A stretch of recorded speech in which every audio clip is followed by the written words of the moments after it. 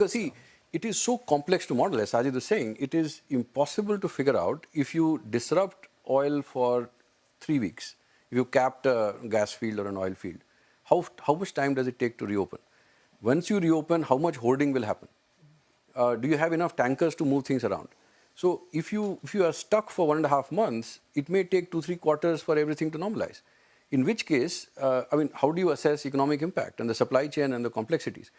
So everyone is looking at the markets to tell them how bad things are. Okay. And it is when the markets it's when the bond markets start panicking, is when people say, oh God, now we need to pull back. That point is well taken, that markets will discipline the parties and hopefully, therefore, that 2-week period works. But I'm genuinely worried about capital flows because our inflation and growth are not our problems. Our problem really is the currency. And okay, that point, do you see capital flows returning? I think earnings cuts will accelerate, re-accelerate. So we saw February as a very good month.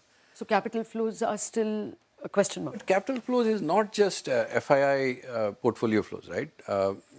Capital flows are also FDI flows. Capital flows are also FDI repatriation. See, the reason why we think balance of payment impact will be less than the terms of trade shock is that, look, FDI repatriation for us used to be 20 billion a year. Because of the stock market action and the VCP exits, it had gone to $50 billion a year. That $30 billion is stuck. Which IPO is happening right now? When you see gold was adding more pressure. Now, gold is down from 5,000 to 4,000. So the same ETF pressure may not be there. That's the point I'm making. So, look, this obsession with FPIZ, they're not principals, they are agents. And at some point, see, as of now, of course, people are questioning, oh, so much of money used to come from West Asia.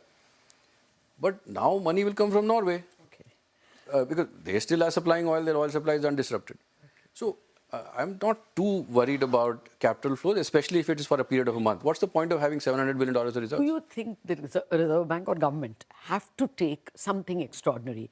Like, oil companies directly buy from Reserve Bank, buy dollars from Reserve Bank or oil bonds.